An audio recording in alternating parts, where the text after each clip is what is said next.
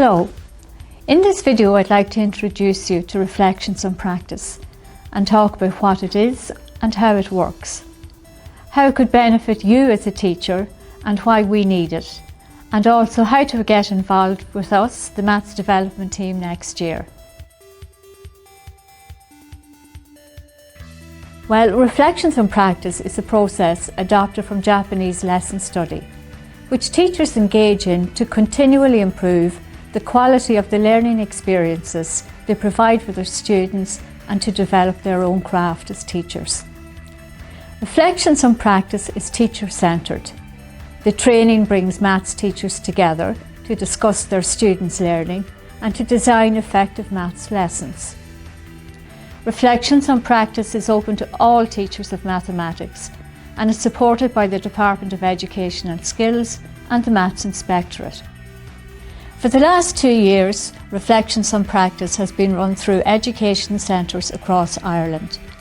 Last year alone saw over 120 teachers from 50 schools getting involved. This year we want to make it easier for you to access Reflections on Practice, so we will be running it in different venues which would suit you. It can run in your own school, for instance, across schools in your locality, with your school hosting the meetings, or if you prefer in your local education centre. The choice is yours. The steps in Reflections on Practice involves about teachers coming together to work on 3 main activities: identifying a lesson study goal to focus on, conducting a small number of study lessons to explore this goal, and then reflecting on the process, including producing a teaching and learning proposal. So how does Reflections on Practice work? Step 1. On the first night, you will form a team. A team is usually made up of 2 or 3 teachers, and the teachers may come from the same school or from different schools, depending on the topic or the content area chosen. The second step is to set the lesson study goal.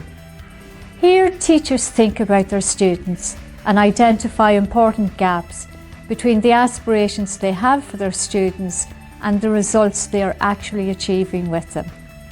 An example of a lesson goal might be perhaps promoting students' ability to think autonomously, invent and learn from each other while focusing on problem solving in mathematics.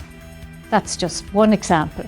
A summary is written by the teachers about how they identified the above goal in their lesson proposal. Step 3. And this is planning the lesson proposal, or as we refer to it as metal machnamh. This is where we do the groundwork and roll up our sleeves. The teachers have to involve themselves in research and preparation. The teachers jointly draw up a detailed plan for the study lesson. A template for this is provided from the Maths Development Team, and you can click on Maths Counts 2016 and you will see quite a lot of lesson proposals that were produced last year by teams of teachers across the country. What do teachers discuss when planning and writing a lesson proposal? Well, they look at the organisation and goal of the unit, the concepts they wish to introduce, the goal of the lesson, the actual problem that the lesson will focus on, which is so important, what manipulatives they should use, if any, and the handouts, and the solutions anticipated from students and how they will respond to them in the classroom. They also look at planning questions that promote students' thinking. And a key element is the organisation of the blackboard and use of other media in the classroom, including ICT. Time allocation is considered for different parts of the lesson, handling individual differences among their students, how to end the lesson, and finally to evaluate it. There are many abstract issues that teachers can discuss about maths education. Example, what do we teach to the students by teaching the subjects of maths at all? What's the aim of teaching this topic? Fostering students' other skills besides knowledge about mathematics, for example, their listening skills and their presentation skills. Also looking at how the lesson is related to the lesson study goal in general. And on to the 4th step, which is implementation and observation. A teacher from the group will teach the study lesson to their students in a real classroom in their school, while the other group members who worked on the classroom observed the students' work. Substitution is available from the teacher education section for this, for all of the teachers involved. Reflection and improvement then continues immediately after the lesson has been taught. And here the group who have observed the lesson come together and discuss how the lesson has proceeded according to their template. Again, substitution is provided from the teacher education section. And step 5, the teachers produce a report of their work at the end of their lesson proposal. All of the lesson proposals that are prepared are disseminated on our website, and some teachers choose to present at Maths Counts conferences to disseminate them in this way. So what are the benefits for you as a teacher to get involved in Reflections on Practice? Well, feedback from teachers who participate in Reflections on Practice and attended the Maths Counts conference was overwhelmingly positive. And now I'm going to let you have the teachers voice themselves. I became more efficient with my time. I found that problem solving can be done effectively and efficiently in a short space of time. I also found that collaborating with my colleague, we were able to see more solutions, especially through the eyes of the student, and become more effective as teachers. It's very good just to reflect on the way we are teaching ourselves and maybe take some new ideas on board. And the collaboration with other teachers is important as well. It's nice to get feedback from teachers from other schools and see how they're getting on.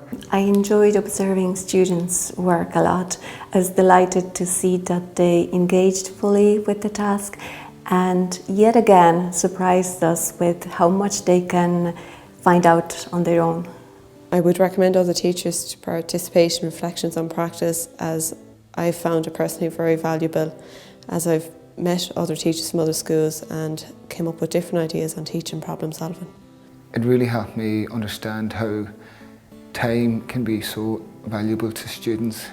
I feel like we rob time from the students by assuming that they're going to get everything done in 2 minutes, where by allowing them an extra 2 minutes or 3 minutes for a problem, it actually allows them to draw more on their prior knowledge and solve it. You can download all the lessons developed by teachers who have already completed the training, with a number of interesting presentations from our Maths Counts 2016 conference. Why do we need Reflections on Practice? The inspiration for it comes from Japanese lesson study. So we go to Summer Institute, you take a course, and you have a lecture, and then you go workshop. This is not enough. Well, think about it. Well, I use this analogy, TV cooking show. So everybody's favorite TV cooking show, right? That the celebrity chef come, and then you try, explain every single step, right? Here's the ingredient, here's the utensils you want to use it, how long you want to cook, and all this, everything, right? People like it, right? Who like this cooking show? Okay, and then, how many of you actually try this recipe in your kitchen? Probably less than 10%, right? This happened in a teacher to professional development. If you go to workshop, if you go to conference, if you take courses, wow, that's nice, I like it. I try to teach in my classroom, and then go back to your classroom, what happened? It's a lot of stuff you have to complete before you try new things, right? And it's busy every day.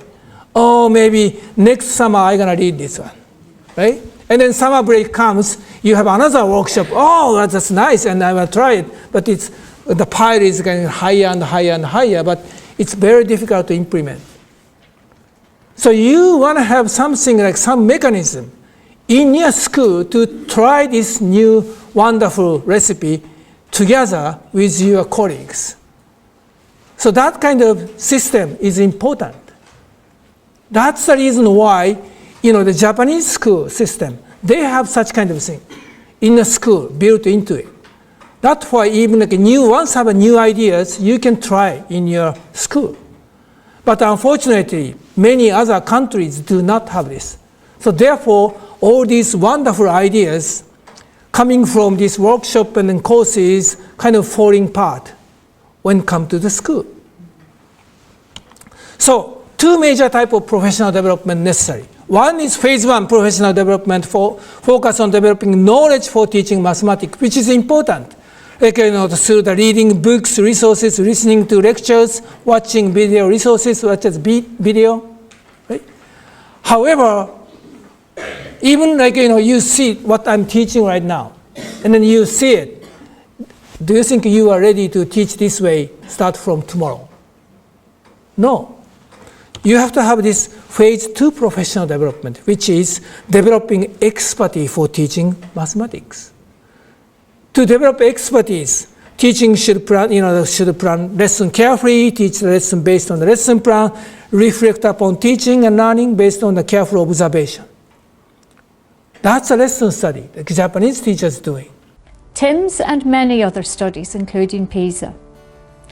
The results of these studies consistently show that other countries outperform Ireland in terms of mathematical achievement. Indeed, the latest Chief Examiner's reports clearly points out to us where our students' deficiencies lie. We have a new syllabus, a junior and leaving certificate, along with a new type of examination, which expects students to develop skills as well as mathematical knowledge. How can we change our classroom practice to reflect these new expectations?